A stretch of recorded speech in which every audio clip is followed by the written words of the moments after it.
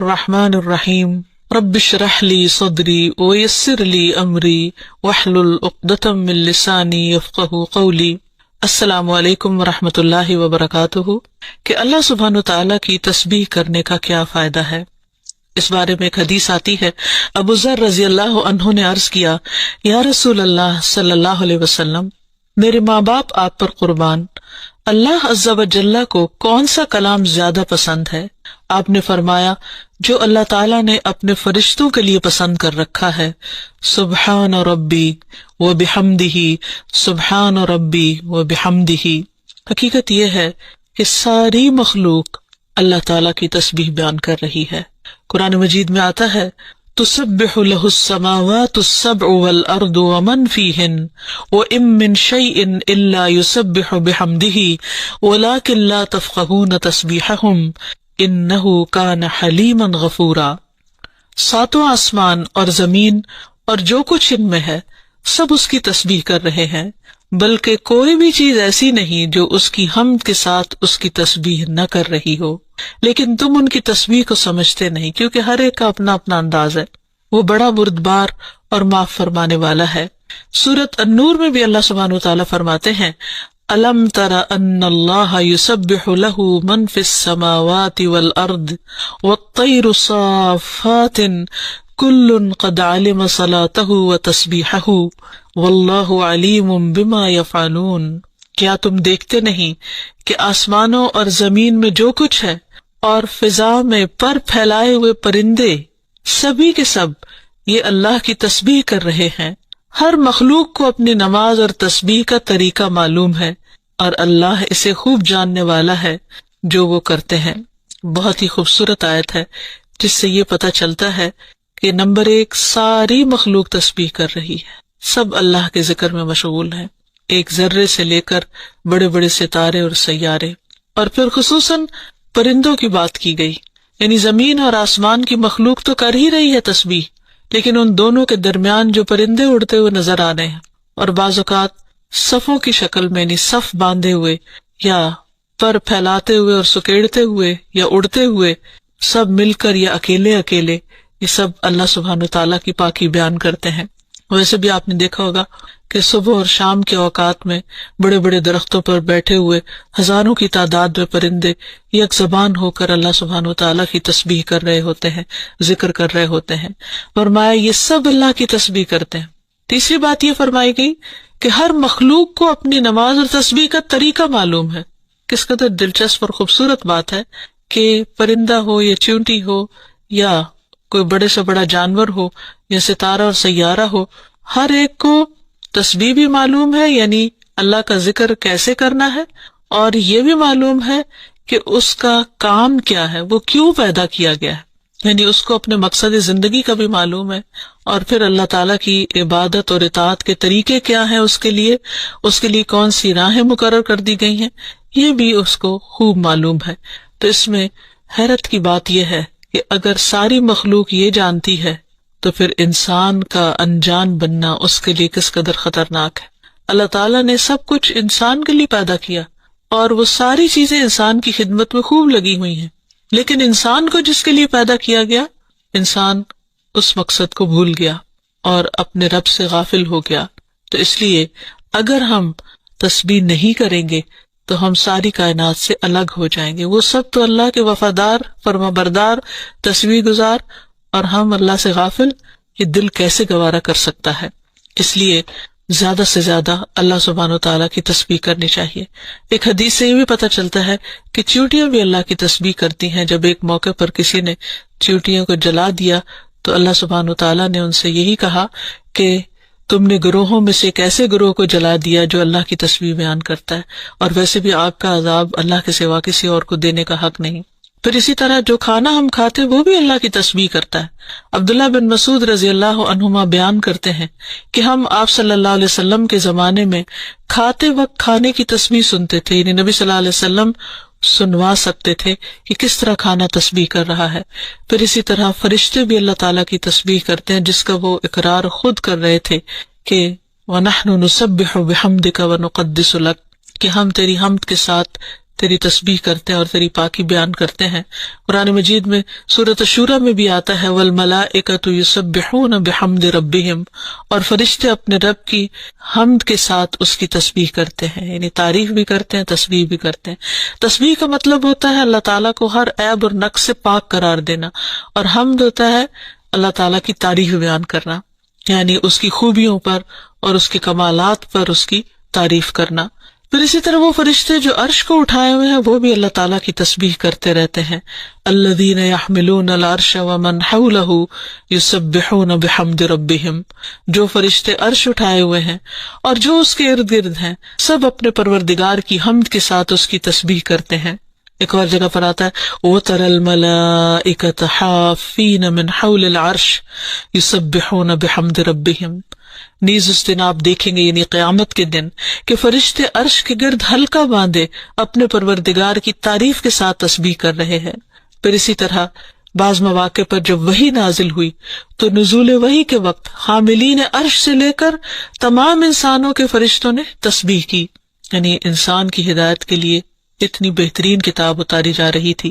اور تسبیح فرشتوں کی خوراک بھی ہے، یعنی جیسے ہم انسان کھانا پینا کرتے ہیں اسی طرح فرشتوں کو کسی مادی چیز کے کھانے کی ضرورت نہیں ہوتی، وہ ان کی تسبیح جو ہے وہی خوراک ہے۔ اس بارے میں حضرت عائشہ کہتی ہیں کہ میں نے نبی صلی اللہ علیہ وسلم سے پوچھا کہ دجال کے زمانے میں ایمان والوں کا کھانا کیا ہوگا، یعنی اتنا فتنے کا دور ہوگا اور ہر شخص چھپ جائے گا اور چاہے گا کہ وہ اس فتنے سے بچ جائے، تو پھر وہ کیا کھائے گا؟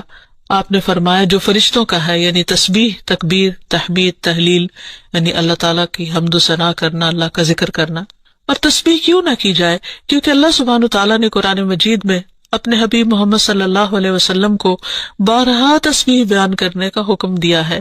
فرمایا فسبح باسم ربک العظیم، سو اپنے بہت عظمت والے رب کے نام کی تسبیح کیا کریں۔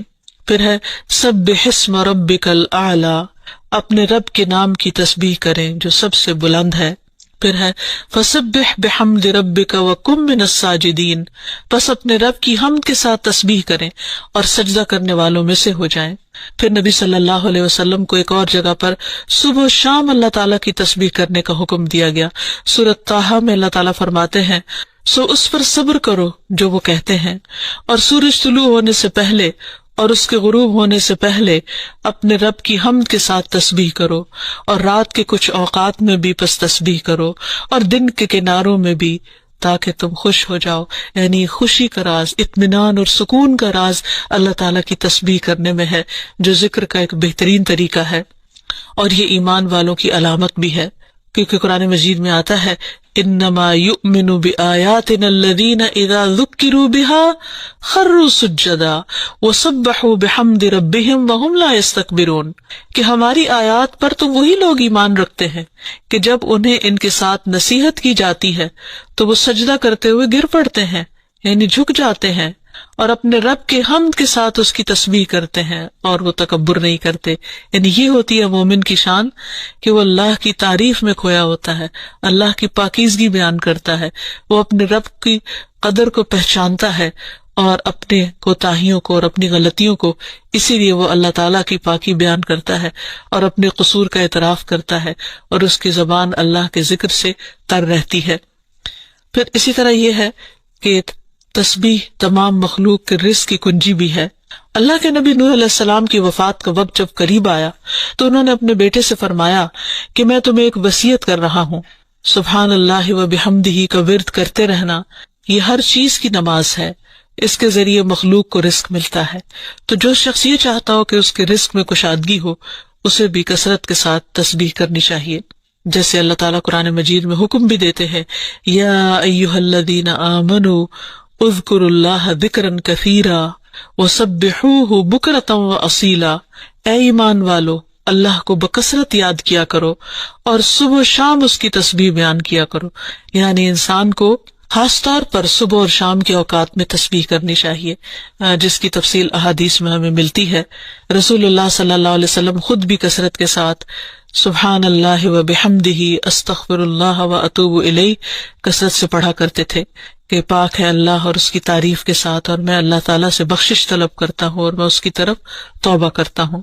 پھر اسی طرح تسبیح اہل جنت کی پکار بھی ہوگی، دعواہم فیہا سبحانک اللہم، کہ ان کی پکار وہاں ہوگی کہ اے اللہ تو پاک ہے ہر عیب سے، ہر کمی کوتاہی سے، ہر نقص سے، یعنی تو بے عیب ہے، منزہ ہے۔ اور یہ اللہ سبحانہ وتعالیٰ کو نہایت پسند ہے کہ اس کی کوئی مخلوق اس کی پاکی بیان کرے، کیونکہ وہ اس کا مستحق ہے، وہ ہے ہی پاک۔ پھر یہ ہے کہ اہل جنت بھی صبح و شام اللہ تعالیٰ کی تسبیح بیان کریں گے، اس لیے ضروری ہے کہ انسان یہ سلسلہ دنیا سے ہی شروع کر دے۔ اہل جنت کی تسبیح جو ہے وہ ان کی سانسوں میں جاری کر دی جائے گی، اور پھر جو لوگ اللہ تعالیٰ کی تسبیح نہیں کرتے وہ دراصل بد نصیب ہیں، کیونکہ وہ اتنی بڑی خیر سے محروم ہو رہے ہیں جو دنیا میں ان کے لیے سکون کا باعث ہے اور آخرت میں ان کے لیے رب کے قرب کا ذریعہ ہوگی۔ تسبیح کے لیے جو الفاظ استعمال ہوتے ہیں اس میں سبحان اللہ و بحمدہ، سبحان ربی الاعلی، سبحان ربی العظیم، یہ تمام کلمات جو ہیں یہ تسبیح کے ہیں۔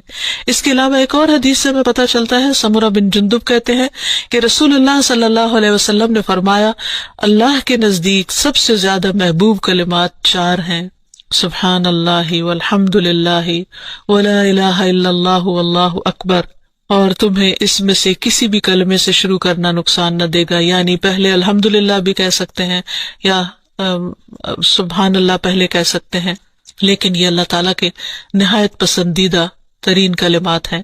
پھر اسی طرح آپ صلی اللہ علیہ وسلم نے یہ بھی فرمایا کہ بے شک تم لوگ اللہ کی عظمت کا جو ذکر کرتے ہو، یعنی تسبیح، تحلیل، تحمید، جو الفاظ بھی کہتے ہو، وہ عرش کے ارد گرد چکر لگاتے ہیں، ان کی ایسی بنبناہٹ ہوتی ہے جیسے شہد کی مکھیوں کی بنبناہٹ، وہ اپنے کہنے والے کا ذکر اللہ کے ہاں کرتے ہیں، کیا تم نہیں چاہتے کہ اللہ کے ہاں تمہارا ذکر ہوتا رہے؟ تو اس سے پتہ چلتا ہے کہ انسان اگر یہ چاہتا ہے کہ اللہ سبحانہ وتعالیٰ کے ہاں اس کا ذکر ہو تو اس کو چاہیے کہ دنیا میں وہ کثرت کے ساتھ تسبیح کرے، کیونکہ یہ اس کے لیے تمام چیزوں سے بہتر ہے۔ تسبیحات کا پڑھنا تمام چیزوں سے بہتر ہے۔ ابو ہریرہ کی روایت میں آتا ہے کہ رسول اللہ صلی اللہ علیہ وسلم نے فرمایا، سبحان اللہ والحمد للہ ولا الہ الا اللہ واللہ اکبر، کہ اللہ پاک ہے اور سب تعریفیں اسی کے لیے ہیں، اللہ کے سوا کوئی معبود نہیں اور اللہ سب سے بڑا ہے۔ یہ کہنا میرے نزدیک ہر اس چیز سے محبوب ہے جس پر سورج طلوع ہو، یعنی بڑے بڑے سونے چاندی کے ڈھیر سے بھی زیادہ پسندیدہ تھا نبی صلی اللہ علیہ وسلم کے نزدیک ان کلمات کا ذکر کرنا، ورد کرتے رہنا۔ پھر اسی طرح یہ کلمات جو زبان پر بہت ہلکے ہیں اور میزان میں بہت بھاری ہیں اور الرحمن کو بہت ہی پیارے ہیں، وہ ہے سبحان اللہ و بحمدہ، سبحان اللہ العظیم۔ پھر ایک بار تسبیح پڑھنے سے زمین و آسمان بھر جاتا ہے۔ رسول اللہ صلی اللہ علیہ وسلم نے فرمایا، طہارت نصف ایمان کے برابر ہے، اور الحمدللہ کہنا میزان کو بھر دیتا ہے۔ سبحان اللہ اور الحمدللہ کہنے سے زمین و آسمان کے درمیانی فضا بھر جاتی، یعنی کتنا فاصلہ ہے زمین و آسمان کے بیچ کا، لیکن انسان کیا اس کے لیے بھی اس کو کچھ مشکل ہے کہ اللہ سبحانہ وتعالیٰ کی محبت کے ساتھ پاکی بیان کرے اور تسبیح کرے، جس کا ریوارڈ اتنا بڑا ہے اس کے لیے۔ آج دنیا میں انسان کو وہ نظر نہیں آتا، لیکن کل قیامت کو انسان ایک ایک نیکی کا محتاج ہوگا تو وہاں اس کو اس کی قدر آئے گی۔ اس لیے بہتر ہے کہ آج اپنے لیے انسان ذخیرہ اور سرمایہ اکٹھا کر لے۔ پھر اسی طرح انسان جب تسبیح کرتا ہے تو اس کے گناہ بھی مٹتے ہیں، یعنی ایک طرف اس کی نیکیوں میں اضافہ ہوتا ہے اور دوسری طرف اس کے گناہوں کو جھاڑنے کا ذریعہ بنتا ہے۔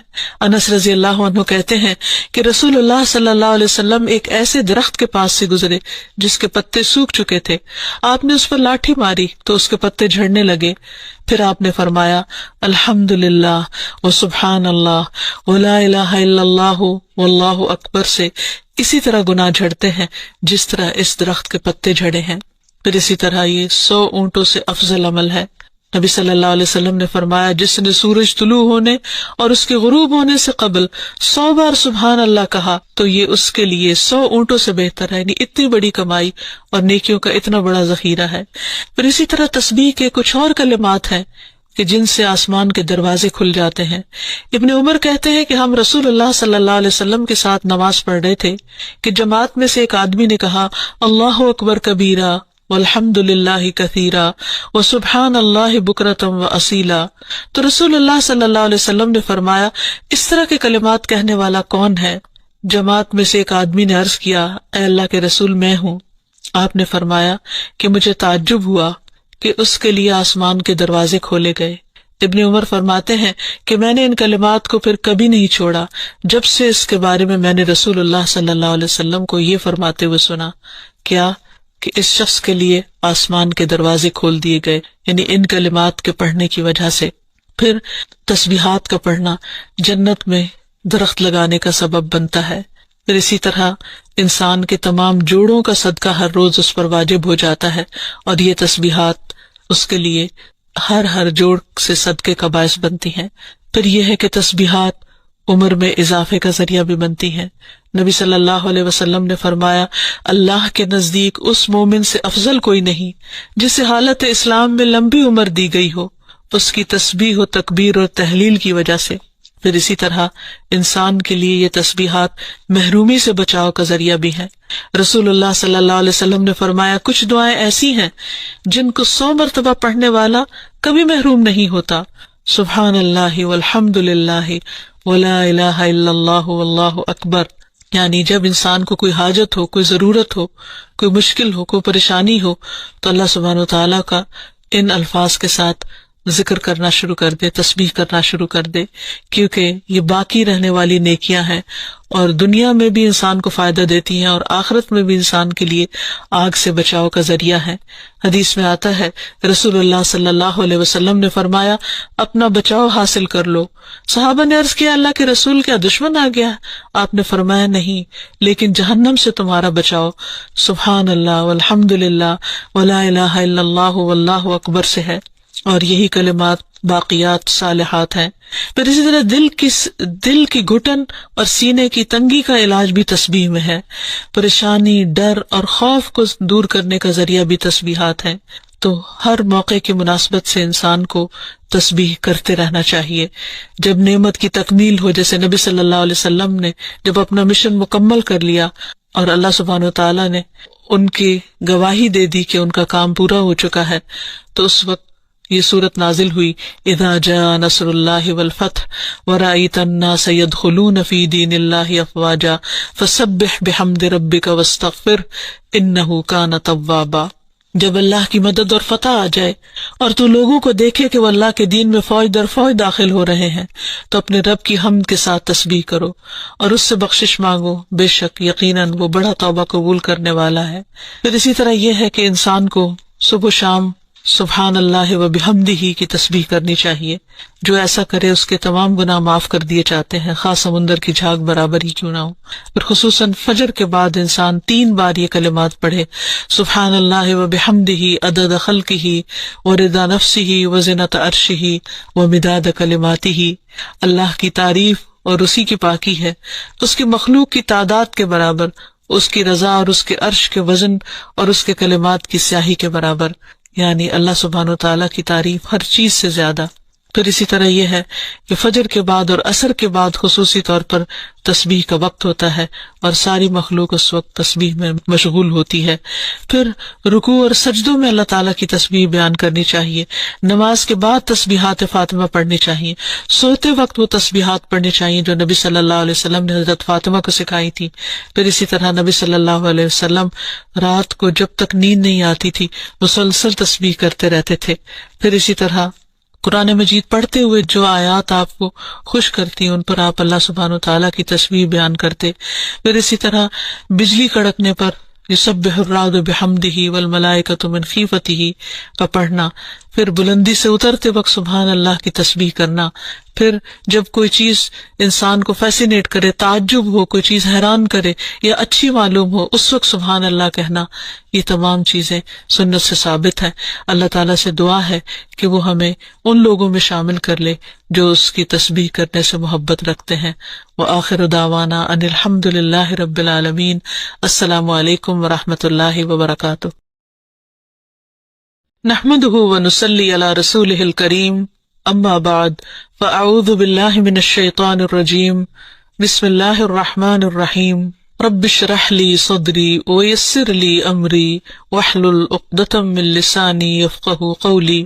السلام علیکم ورحمۃ اللہ وبرکاتہ۔ کہ اللہ سبحانہ وتعالیٰ کی تسبیح کرنے کا کیا فائدہ ہے؟ اس بارے میں ایک حدیث آتی ہے، ابو ذر رضی اللہ عنہ نے عرض کیا، یا رسول اللہ صلی اللہ علیہ وسلم، میرے ماں باپ آپ پر قربان، اللہ عز و جل کو کون سا کلام زیادہ پسند ہے؟ آپ نے فرمایا، جو اللہ تعالیٰ نے اپنے فرشتوں کے لیے پسند کر رکھا ہے، سبحان ربی و بحمدہ، سبحان ربی و بحمدہ۔ حقیقت یہ ہے کہ ساری مخلوق اللہ تعالیٰ کی تسبیح بیان کر رہی ہے۔ قرآن مجید میں آتا ہے، تسبح لہ السماوات السبع والارض ومن فیہن وإن من شیء الا یسبح بحمدہ ولکن لا تفقہون تسبیحہم انہ کان حلیما غفورا۔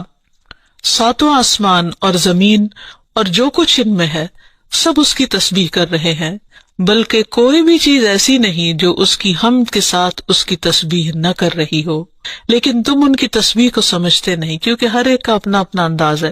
وہ بڑا بردبار اور معاف فرمانے والا ہے۔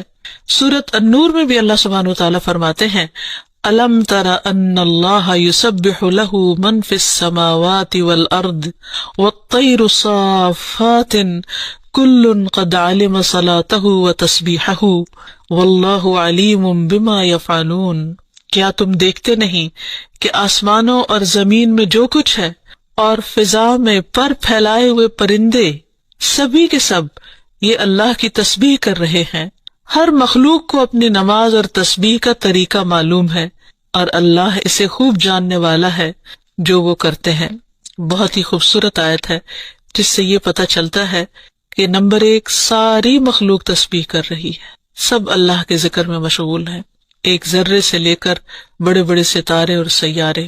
اور پھر خصوصاً پرندوں کی بات کی گئی، یعنی زمین اور آسمان کی مخلوق تو کر ہی رہی ہے تسبیح، لیکن ان دونوں کے درمیان جو پرندے اڑتے ہوئے نظر آ رہے ہیں اور بعض اوقات صفوں کی شکل میں، یعنی صف باندھے ہوئے یا پر پھیلاتے ہوئے اور سکیڑتے ہوئے یا اڑتے ہوئے، سب مل کر یا اکیلے اکیلے، یہ سب اللہ سبحانہ تعالیٰ کی پاکی بیان کرتے ہیں۔